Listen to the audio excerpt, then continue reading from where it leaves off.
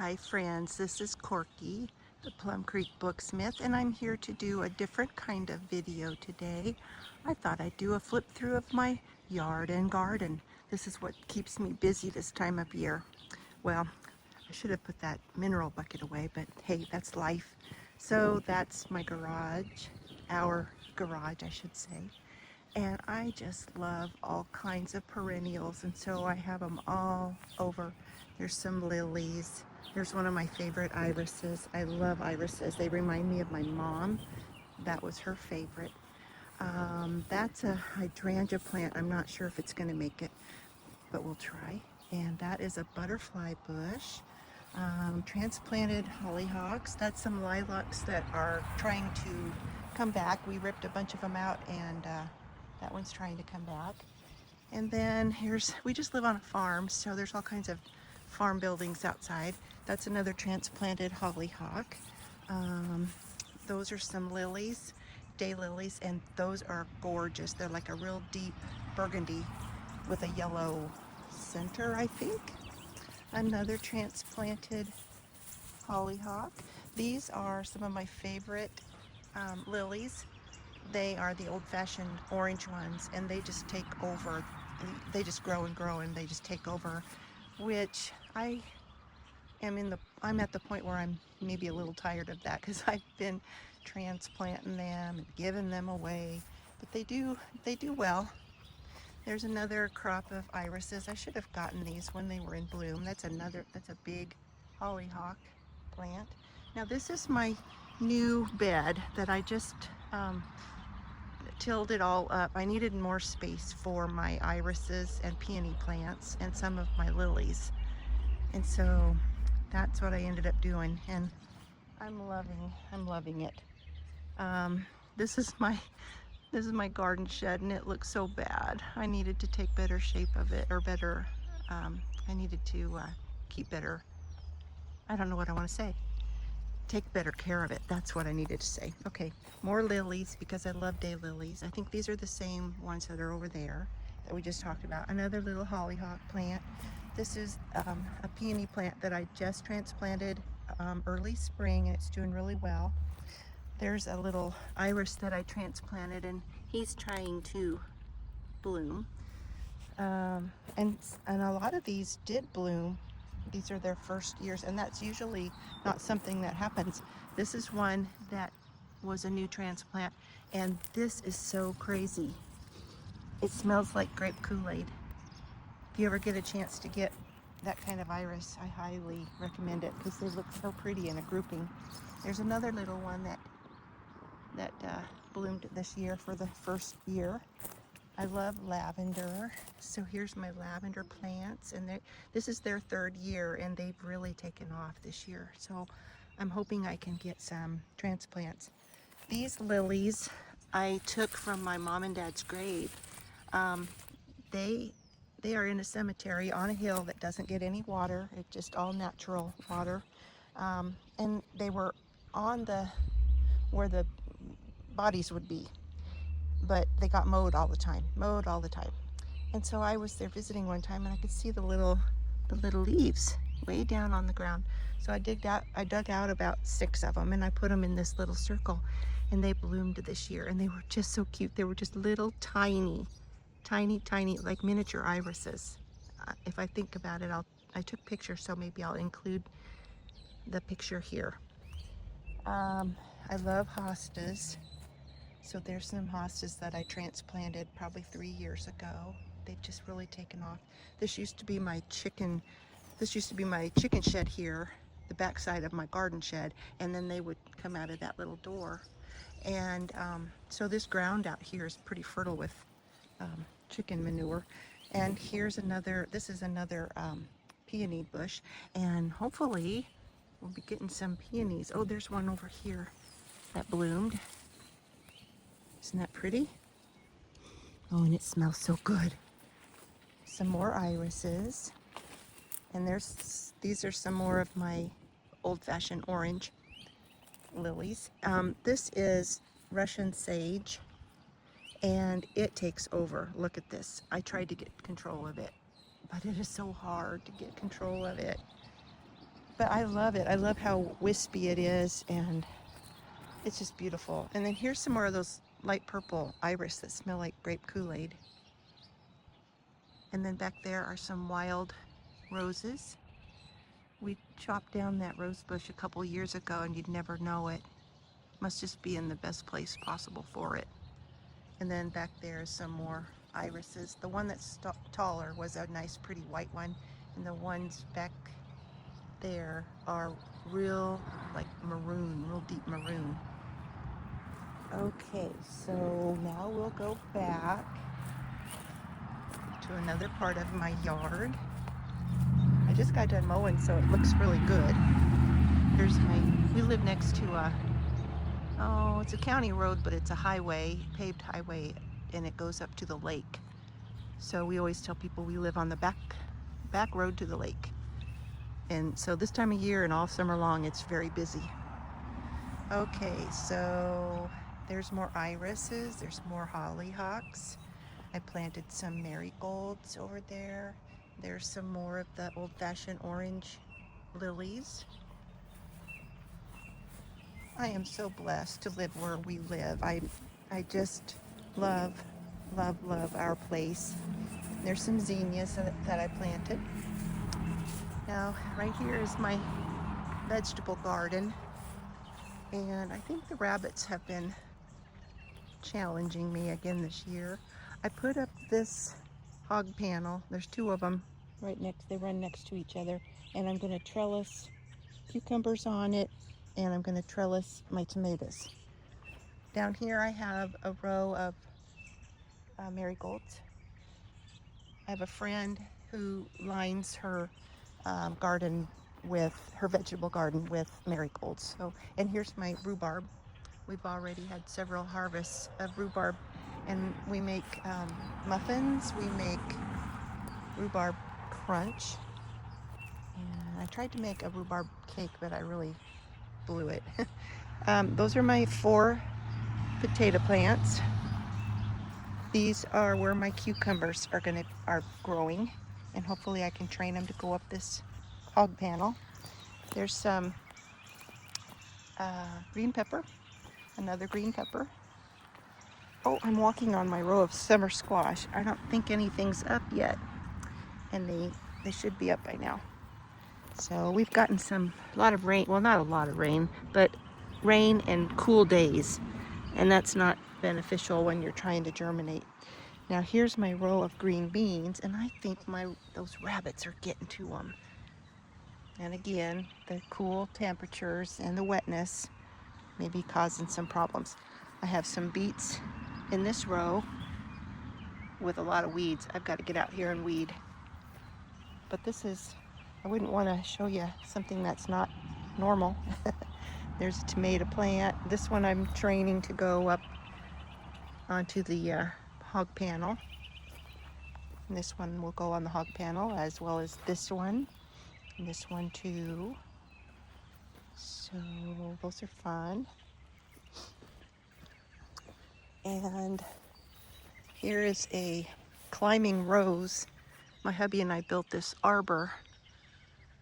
I should say we got it in a kit and we put it together. We did not build it, but we had to put it together. And we're still married. It's been several years. This is a climbing rose plant, and it becomes Ursula in the middle of the summer. I tried to kill it because we've had it for a good dozen years or so, and I'm just done with it. But I couldn't even kill it. I tried to put it on fire. I would mow over it several times. I put Roundup on it, and it just wants to live. So I guess we're gonna let it live. Those are some mums, chrysanthemums. Those are dark red, kind of a burgundy color. And that's a tree that my daughter and I planted probably a dozen years ago, maybe. It's huge. Listen to all the birds. We have an apple tree there. It's very, very old, and it doesn't supply us with a whole lot, just a couple here and there just to eat as we want, and sometimes I can make an apple pie. Back there is a playhouse that my dad made for my daughter. And he brought it out one day on, well, no, we had to go in and get it. He built it at his house in town, and we went in with a trailer and brought it out. It's heavy as can be, and she had so much fun playing in that. And now some of the nieces and nephews, great nieces and nephews, play in it. There's a lilac bush and some more peony plants there. Let's see, there and there. Another wild rose bush next to the apple tree.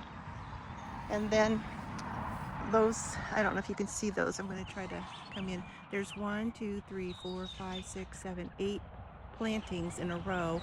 The first one is a wild rose bush. And then I think, yeah, the rest of them are lilac plants that I've transplanted. And my sister-in-law and brother-in-law live next door. We all farm together. And then our daughter lives in the house. Can't get that right back there. She rents from our farm, and it's always been like for a hired hand to live in, or each of my husband and his, see, my husband and I lived there when we were first married, and then we had some teachers down the road that would live in it, and then my brother-in-law and sister-in-law that lived next door, they lived in it when they were first married. So it's, and then before that, Scott's mom and dad, my husband's mom and dad, lived in it when they were first married. So it's a family tradition, I guess. So there's some more irises, and here are all of my hostas, and then there's more lilies and more iris. These are some lilies and a couple blades of iris over here. I counted one day, I have over 60 plantings of hostas, and I just love them, as you would guess. There's my little golf cart that I use all the time. I don't know what I'd do without it. It saves my legs. Then here's another little shade garden. It's looking pretty sad, but I love this ground cover here. Got it from my sister-in-law next door, and I think that's really going to help make this a little better. You can step on it and it doesn't kill, the plants don't die. Listen to those birds. I love it. This is kind of my favorite place in our yard. I just love this shade garden.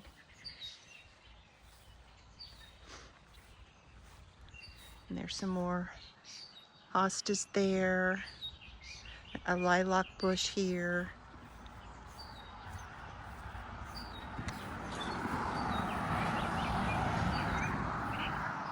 There's a peony plant. I tried to get a clematis to grow. It was there 2 years and it gave up on me. Here's some, I think they're Asiatic lilies. They're going to bloom in the next couple weeks, I think. Another peony plant. There's my hot tub. I used to hot tub every morning for about an hour before everybody got up. It was so comfortable just to have my coffee and be all by myself. Now I do it most every evening.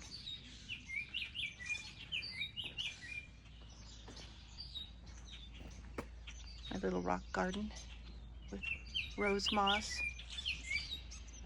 Let's see, I need to go over here. This is taking so long, I'm sorry. I'll make it go faster.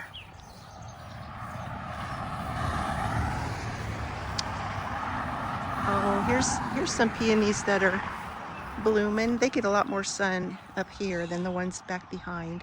So there's peonies, there's ornamental grass, there's more lilies. That is a hibiscus plant right there. My garden angel, she's there. And the moon. And then this is tiger lilies. I love tiger lilies.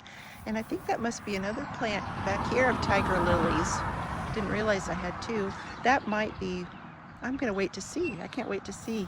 Look at these terrible grasses that are growing where they shouldn't be. This is another little place that I started about 4 years ago. We had to take down a tree and I just needed more room for lilies and iris and things like that. So I think there's irises there, and lilies right there. And I think I got a mum plant and some asters as well. And that's a fountain grass.